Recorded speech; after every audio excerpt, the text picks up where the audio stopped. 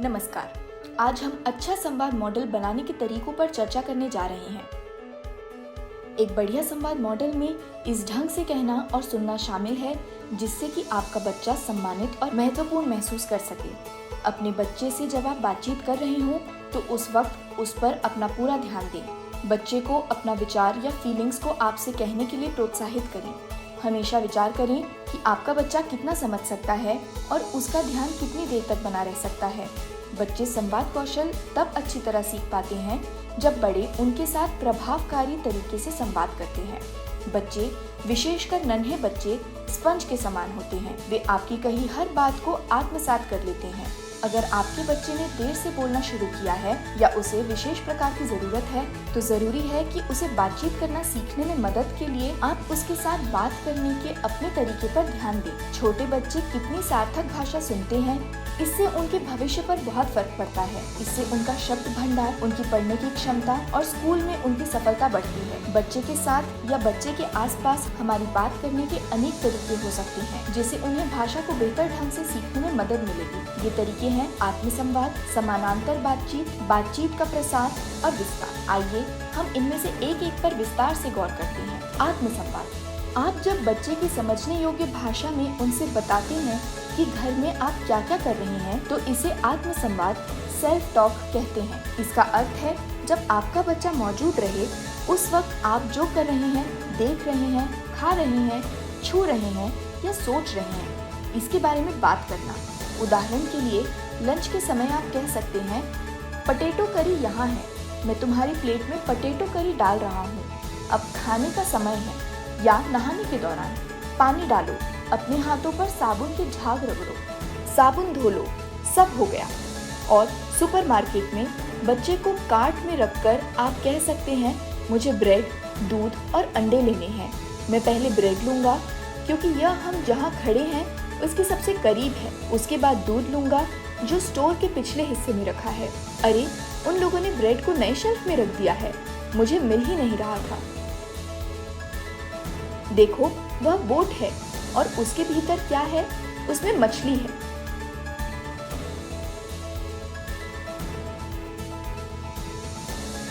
वह क्या है? Swimming, swimming, swimming, swimming. यह एक मछली है, अब मैं मछली पकड़ने जा रहा हूँ। पकड़ी, पकड़ी, पकड़ी, ओह ओह, मैं पीली मछली पकड़ रहा हूँ, मैं पीली मछली पकड़ रहा हूँ।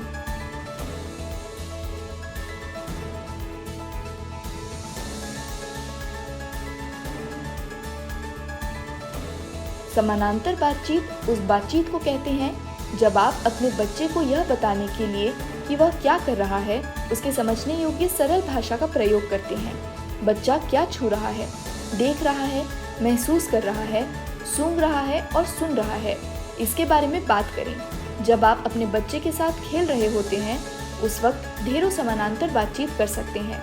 इसका लक्ष्य है बच्चे को वह प्रदान करना जो उसके लिए कारगर है और किसी खास परिस्थिति में उन शब्दों को किस प्रकार प्रयोग किया जा सकता है। आप जब बच्चा जो कर रहा है वह समझाते हैं, तब बच्चा गतिविधि में ज्यादा भाग लेगा और हो सकता है ज्यादा देर तक उसमें लगा रहेगा। उदाहरण के लिए, खेलने के समय के दौरान पेरेंट कह सकते हैं, तुम जिस प्रकार घोड़ों के लिए घेरा बना रहे हो वह मुझे अच्छा लगता है, वे गाय के बगल में है। आहा, मुर्गियों को उनका दाना देकर बहुत अच्छा किया, मुझे लगता है तुम्हारे मवेशी काफी खुश हैं। या बच्चा जब कार से खेल रहा है, उस समय आप कह सकते हैं, आहा, तुम्हारे पास कार है, यह नीले रंग की कार है, कार को धक्का लगाओ, ब्रूम, कार तेजी से चली गई। थैला, यह थैला है।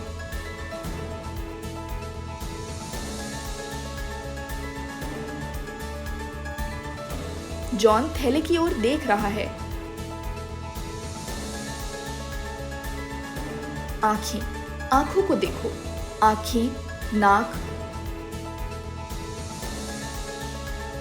यह सी हॉर्स है, सी हॉर्स, वाह, यह सी हॉर्स है।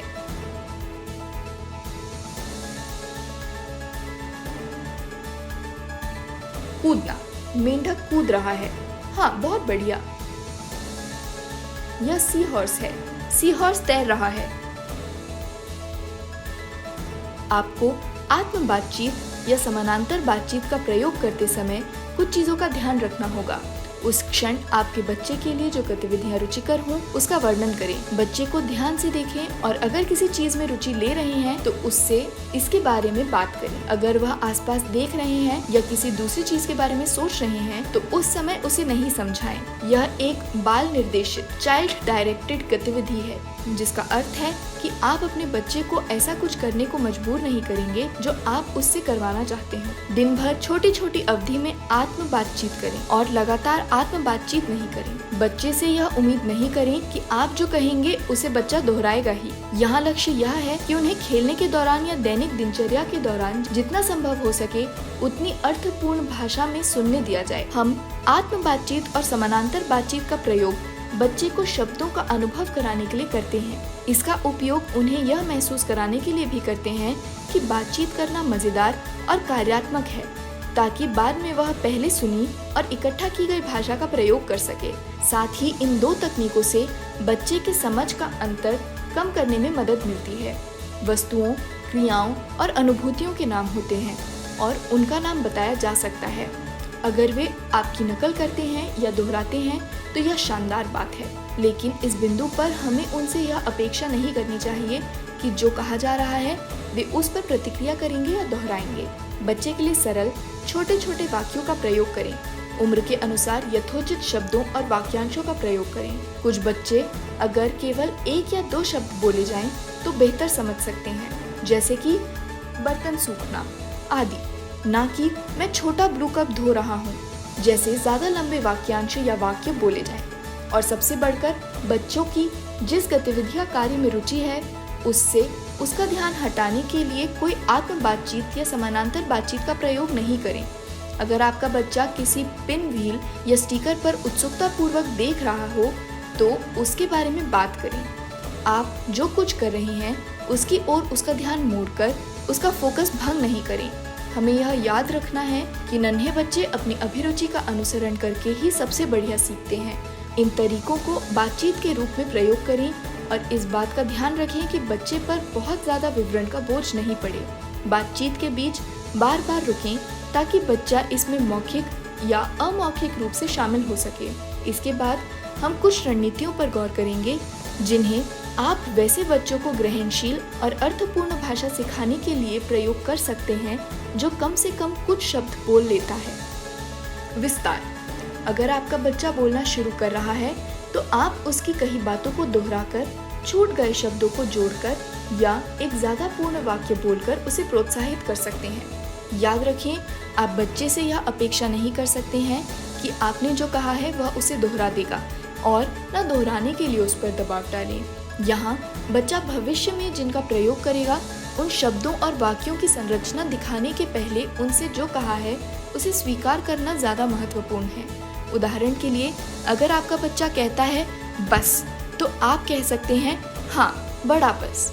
अगर आपका बच्चा कहता है बिल्ली म्याऊं, आप कह सकते हैं बिल्ली कहती है म्याऊं। चिड़ियाघर, हाथी, एक बड़ा हाथी।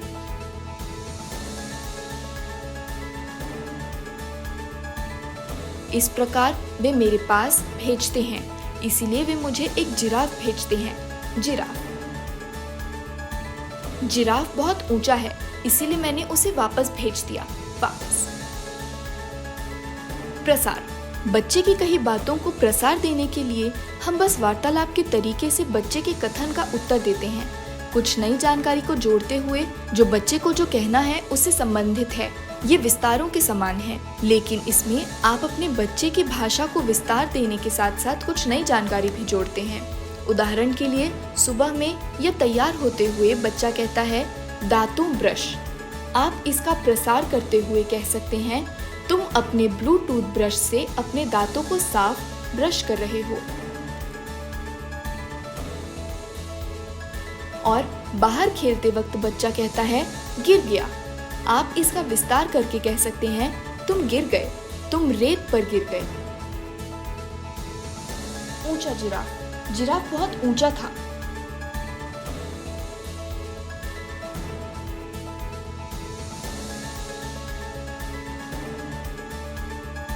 जिराफ बहुत ऊंचा था, इसीलिए मैंने उसे वापस भेज दिया।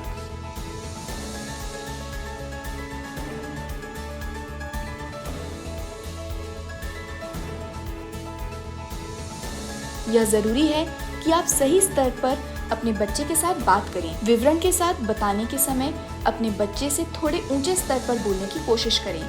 इसका यह मतलब नहीं है कि आप अपने बच्चे के पास हमेशा एकल शब्दों या छोटे छोटे वाक्यांशों में ही बोलें। ऐसा करते समय बस कुछ महत्वपूर्ण शब्दों का प्रयोग करें। बच्चे को सामान्य परिपक्व या वयस्क जैसे ढंग में बोलते सुनना जरूरी होता है। यह महत्वपूर्ण है कि दूसरों के साथ आपकी बातचीत को बच्चा सुने, ताकि वह स्वर और अक्षरों के उच्चारण की बुनियादी चीजों को सीख सके। इसी तरीके से बोलने के समय आपकी आवाज तेज या कम होती है।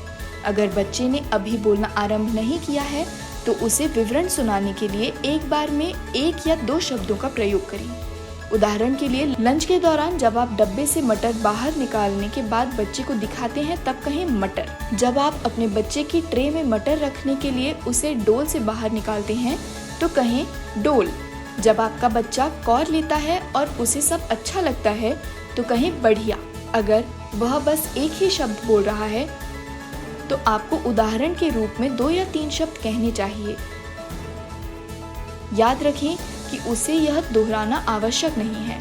आप कह सकते हैं मटर को मसल लें, जबकि आप उसकी ट्रे में रखने के लिए डोल से मटर निकाल रहे हैं। कौर लेने पर आप खुशी से चिल्लाकर कह सकते हैं मजेदार मटर। और जब वह फिर खाना आरंभ करते हैं तो आप कहते हैं लंच कर रहे हो। अगर वह छोटे छोटे वाक्यांश बोल रहा है तब उसे पूर्ण वाक्यों में उसका वर्णन करें। आप निम्नलिखित के बारे में ज्यादा जानकारी जोड़ना चाहेंगे। कहाँ? मैंने फोर्क को टेबल पर रखा। कब? हम डिनर के बाद आइसक्रीम खाएंगे। और रंगों, मात्रा और चीजें कैसी लगती हैं, इनका विस्तृत विवरण। उदाहरण के लिए, यह बर्फ बहुत ठंडी है।